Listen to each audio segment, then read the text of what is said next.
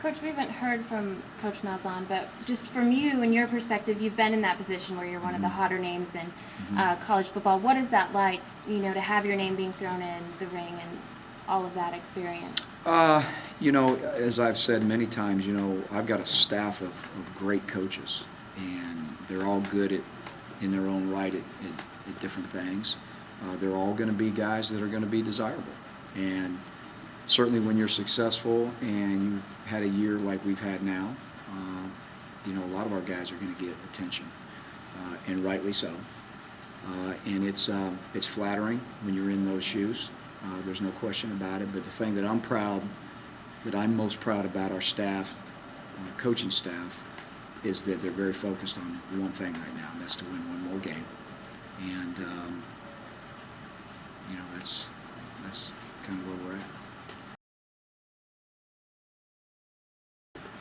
We heard you had some sort of game day superstition with your pants or something like that. Is that care to elaborate? I'm not a superstitious person at all. I don't believe in superstitions.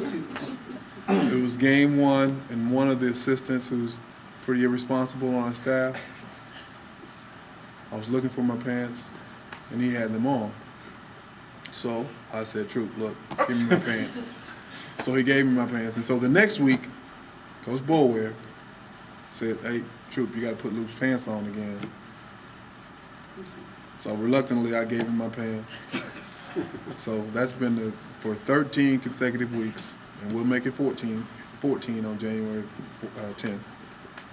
I've had to give my pants to Troop. He parades around in them, and I get them and put them on. So 14-0 is the goal. If it ain't broke, Don't fix it. It will not be fixed. I think there was one week there that I actually had to take them off, give them to him, let him put, yeah. That was one week. Oh, I forgot. Hey, Coach. Troop, what effect does this 13-0 run have on recruiting? Does it help you guys a lot, profoundly? It really has. I mean, we got kids recruiting us, and I think the coverage that you get, obviously, Coach Chiz was on all the major networks, and all my recruits were either, sending me emails or on Facebook about it or calling and talking about it. And the parents, I did tell him we want one of those members-only jackets he got. You saw that members-only leather jacket he was sporting. They must be, head coach material only, because the rest of us haven't seen those yet. But so Dana, if you're watching, hint, hint.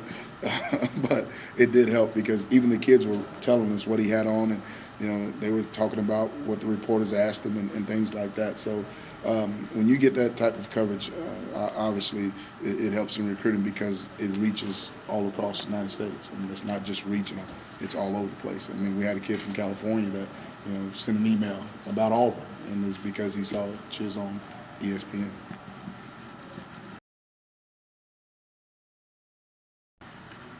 Jeff, what does it mean to you as a coach to get the opportunity to coach in this game?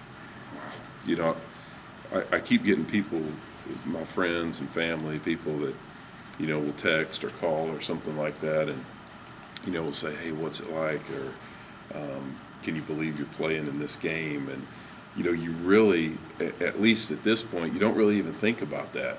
I was talking with some of our players about it the other day. Right now, it really doesn't even feel like we're necessarily playing in that game, because I guess we just haven't maybe recognized the magnitude of it yet, because we're just getting ready for another day of practice, and you're going in, you're meeting, you're watching film, and you go out and you practice and try to get better every day. I think we might recognize it a little bit more when we get out there.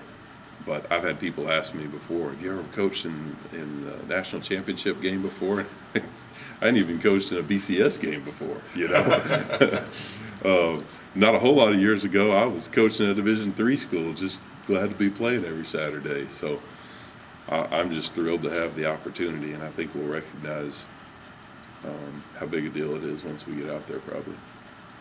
A lot has been made about the difference in size between their defensive line. I guess talk about what have you seen from that line. And yeah, I would say if a lot has been made about that, they're looking at the wrong things. They're concentrating on the wrong things, because often that's one of the things that's overestimated, I think, because there are a lot of times that a defensive lineman who's 270 pounds is a much better player than a guy that's 310 pounds. They play a lot bigger than they are. A guy that's 270, quick, strong, and explosive and plays hard, in a lot of ways is better than a guy that's 300 and can't play hard as long or doesn't have as much quickness or lateral movement and that sort of thing.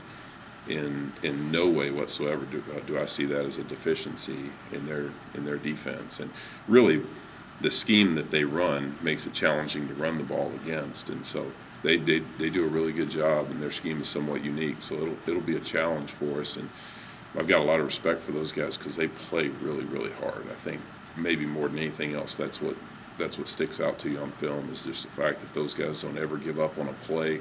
They make a lot of hustle plays, diving at the quarterback and tripping them at the last second for a sack, jumping and batting a football down, and they get a lot of turnovers just because they play so hard.